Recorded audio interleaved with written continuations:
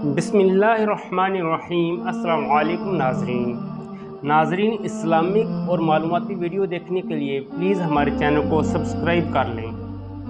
سیدنا عمر بن خطاب رضی اللہ تعالی عنہ ایک حدیث بیان کرتے ہیں کہ رسول اللہ صلی اللہ علیہ وآلہ وسلم اپنے صحابہ کی مجلس میں تشریف فرما تھے کہ بنو سلیم کا اعرابی حاضر ہوا جس نے گو کا شکار کر کے اپنی آستین میں اس کو رکھا ہوا تھا۔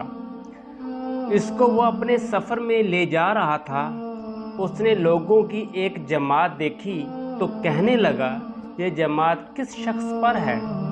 لوگوں نے کہا، یہ وہ شخص ہے جو کہتا ہے کہ میں نبی ہوں۔ تو وہ اعرابی لوگوں کو چیر کر آگے نکل گیا، پھر نبی صلی اللہ علیہ وآلہ وسلم کی طرف متوجہ ہوا اور کہنے لگا، اے محمد صلی اللہ علیہ وآلہ وسلم، عورتیں تجھ سے زیادہ جھوٹے لہجے والی نہیں ہیں اور تم سے زیادہ برا مجھے کوئی نہیں لگتا۔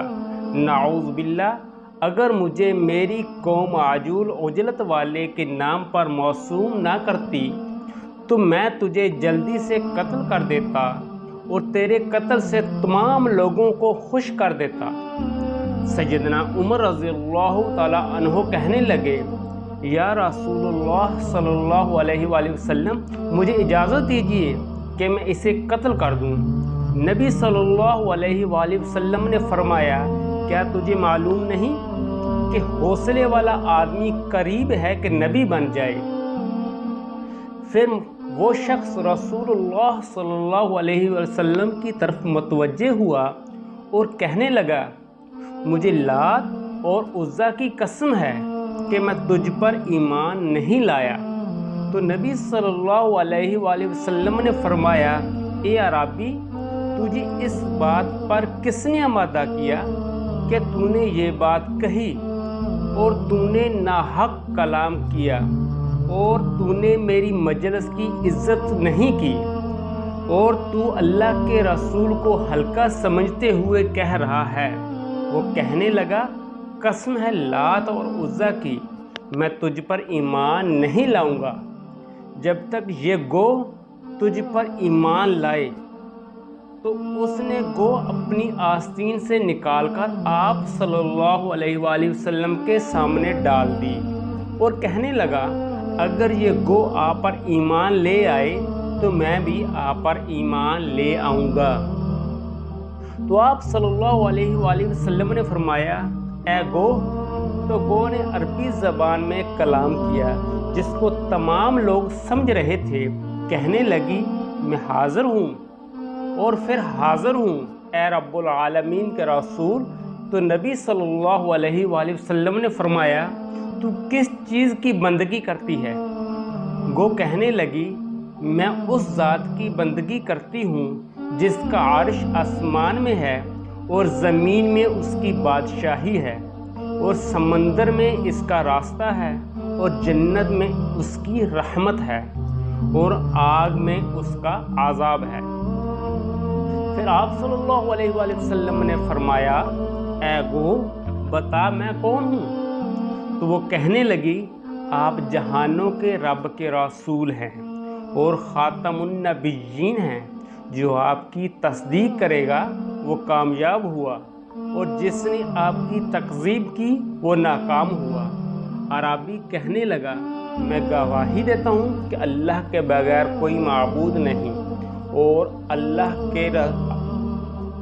آپ اللہ کے سچے رسول ہیں۔ اللہ کی قسم، جب میں آپ کے پاس آیا تھا تو میرے لیے روئے زمین پر آپ سے برا شخص کوئی نہیں تھا۔ اللہ کی قسم، اب آپ صلی اللہ علیہ وآلہ وسلم مجھے اپنی جان اور اولاد سے زیادہ پیارے ہیں۔ آپ پر میرے بال، میرا جسم، میرے جان کا اندرون اور میرا بیت اور میری ظاہری باتیں سب آپ پر ایمان لے آئے۔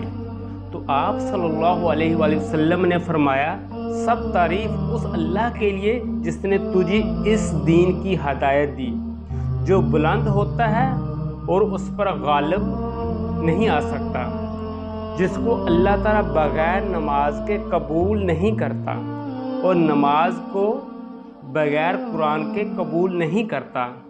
پھر نبی صلی اللہ علیہ وآلہ وسلم نے اسے سورۃ فاتحہ اور سورۃ اخلاص سکھا دی۔ تو وہ کہنے لگا ایسا کلام میں نے کبھی سادہ نثر میں نہ سنا اور نہ نظم میں جو اس سے اچھا ہو۔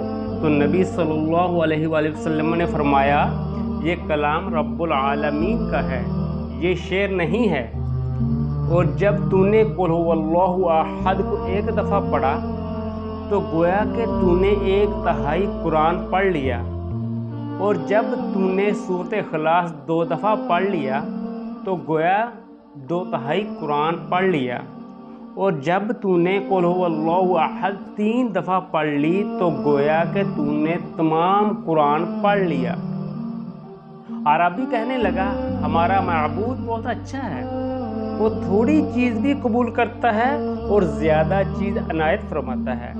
آپ صلی اللہ علیہ وآلہ وسلم نے فرمایا عربی کو کچھ دے دو، تو انہوں نے اتنا دیا کہ طاقت سے زیادہ لا دیا۔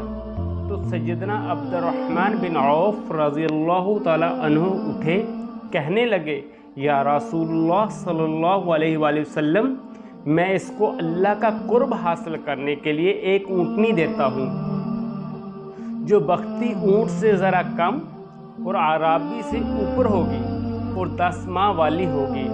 رسول اللہ صلی اللہ علیہ وآلہ وسلم نے فرمایا تم نے وہ بیان کیا جو تم دو گے، اب میں بیان کرتا ہوں جو کچھ اللہ تعالیٰ تجھ کو دیں گے۔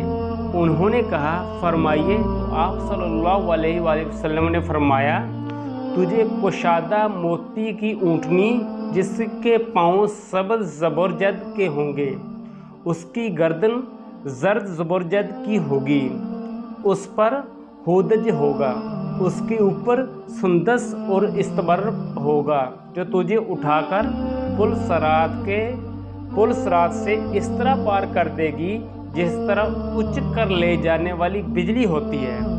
تو وہ عربی نبی صلی اللہ علیہ وآلہ وسلم کے پاس سے چلا گیا، تو اس کو 1000 عربی ملے جو 1000 چوپایوں پر سوار تھے، ان کے پاس 1000 نیزے اور 1000 تلواریں تھیں۔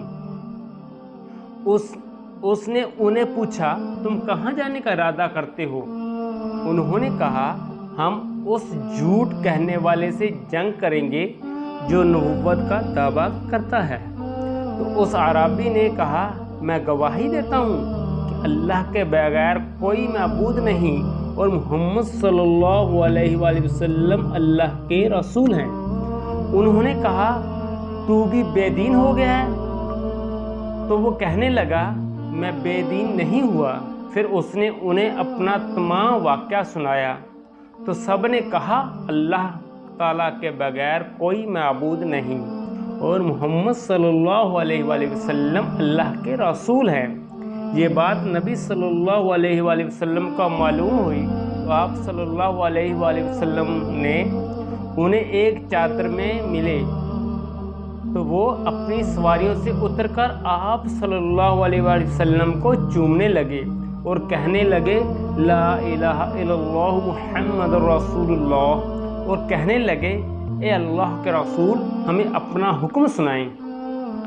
تو آپ صلی اللہ علیہ وآلہ وسلم نے فرمایا تم خالد بن والید کے جھنڈے تلے جمع ہو جاؤ۔